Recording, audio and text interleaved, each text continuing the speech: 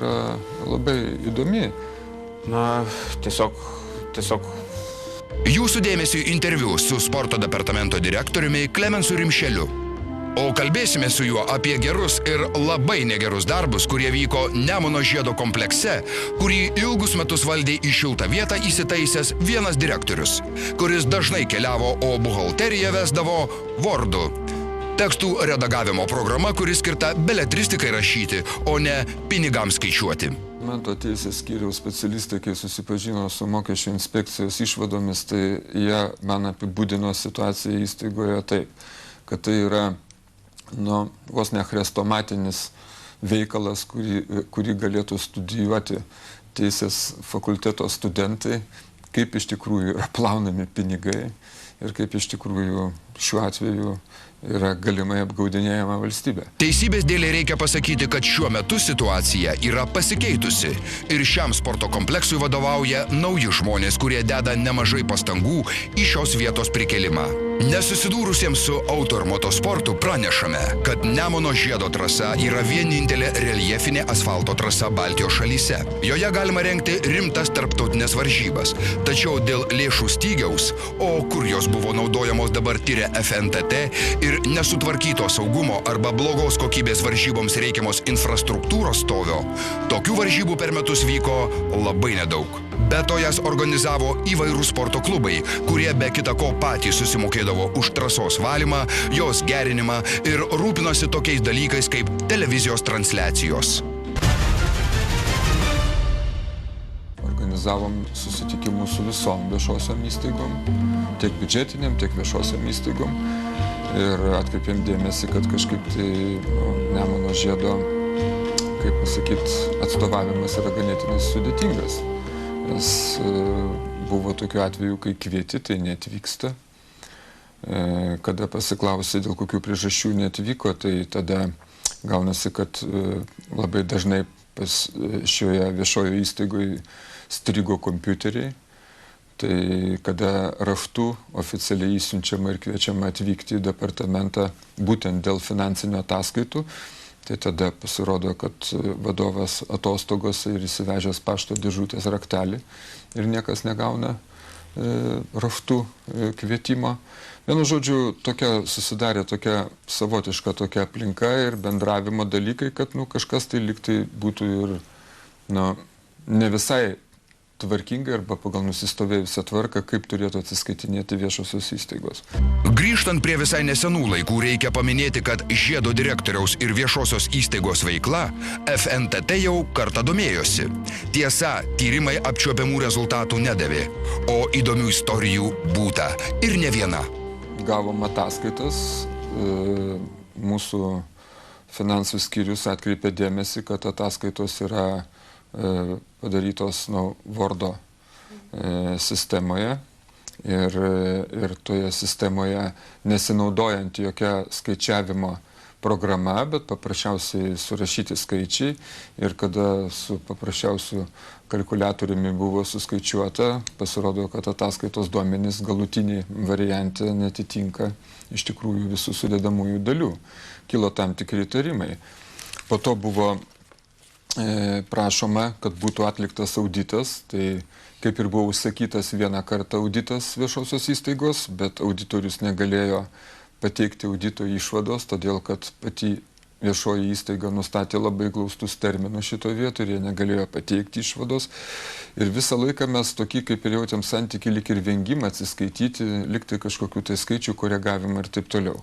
Tai vis dėlto po to buvo išreikalauta, kad būtų toje viešoje įstaigoje atliktas auditas. Ir žinot, audito rezultatai viešosios įstaigos, kuri 100% priklauso Kūno kultūros ir sporto departamentui, mus, taip jau galima sakyti, net nešvelniai nustebino. Tai mes pamatėme, ten buvo fiksuoti dalykai ir apie PVM sąskaitų faktūrų klastojimą. Ir tas klastojimas net buvo vykdomas taip primityviai. Ir kad, pavyzdžiui, praeitų metų sąskaitos apmokamos einamaisiais metais ir net sąskaitų PVM faktūrų sąskaitų net numeriai nebūdavo ištaisyti, paprasčiausiai užbalinta data ir dar kartą padaromi apmokėjimai. Už kai kurias paslaugas buvo mokama kelis kartus. Po to mums krito labai dėmesį atkreipėme tai, kad nors nurodė ataskaitoje ir išklausimų, sakė, kad tarp vadovo viešosios įstaigos ir pačios viešosios įstaigos jokių finansinių sandorių nebuvo, bet mes akivaizdžiai matome tokią situaciją, kad vis dėlto tie sandoriai buvo. Ir tie sandoriai buvo labai, labai įdomus. Patikrinimo metu nustatyta, kad didžiausia dalis atsiskaitimų su prekių ir paslaugų tiekėjais buvo vykdoma grynais pinigais per įmonės vadovą Eduardą Jaką. Dalis atsiskaitimų grynais pinigais vyko per įstaigoje instruktoriumi dirbantį jo sūnų Modestą Jaką. Ko nepaklausė, niekas nesusigaudo, kas čia darosi. 25 metai vyko Lietuvos autoralio čempionatas, o šiemet jau jo nėra. Ten Kastytis Rardas Gadauskas turbūt grabė ten vartosi dabar, kai mes šitas tėmas kilnuojam.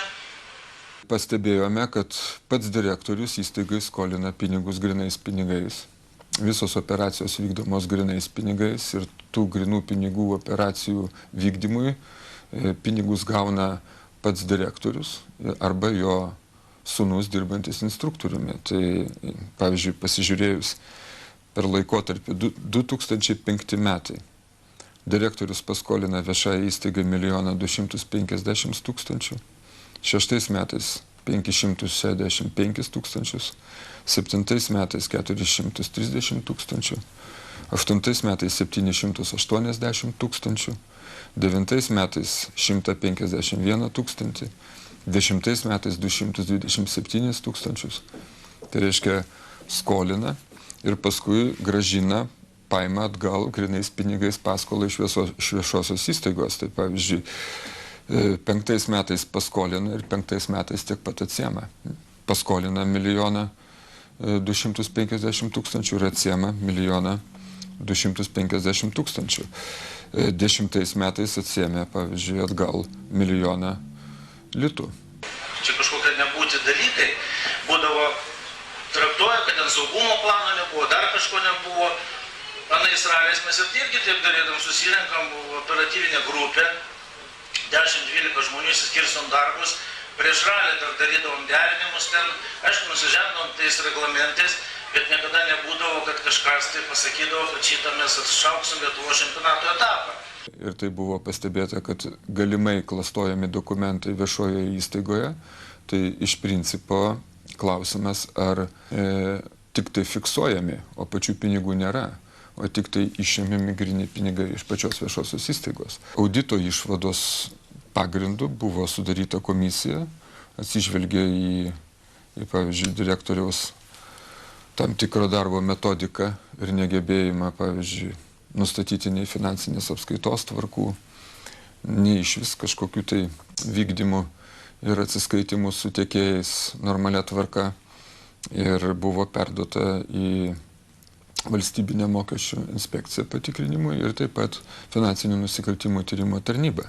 Taip pat atkreiptinas dėmesys, kad viešoji įstaiga dirbo kaip ir bankas, nes, pavyzdžiui, direktoriaus sūnui buvo suteikta beprocentinė paskola 100 000. Po to jinai grąžinta, įnešta grynais pinigais į kasą. Man net sunku apibūdinti, kaip čia buvo dirbama. Bet aš jums galiu parodyti, čia visur, kur sudėta žymos.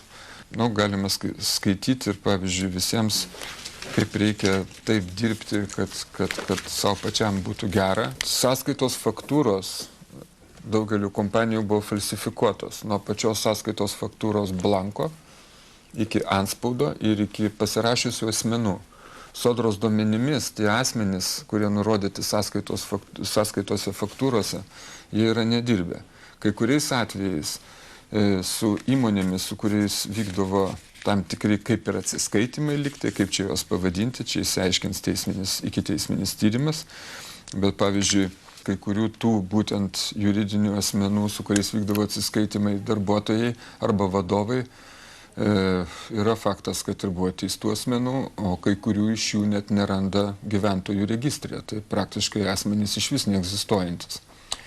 Ir atsižvelgiant į tai, kad antiek nustatyta falsifikavimo faktų, kad tai tiesiog sunku kalbėti apie pačią įmonės veiklą. Patikrinimo metu buvo parodytas pelnas virš 2 milijonų v 10 metus, tai vien patikrinimo metu buvo tas pelnas sumažintas kelis kartus, kad liko galų gale po patikrinimo pabaigoje tik tai arti 300 000 pelno. Labai įdomus atvejis yra, kad pavyzdžiui, galiu atkreipdėmėsi, kad reklamos paslaugom išleista 6 metais yra 4 milijonai 500 000, o 7 metų pirmam pusmetį 1 300 000 beveik. Bendroji sumoja apie 6 milijonus. Užsakovas yra viena UAB, toje įstaigoje, kuri vykdė reklamos paslaugą, tai dirbo vienas asmuo. Iš tikrųjų, ir tokių apimčių net ir įvykdyti negalėjo.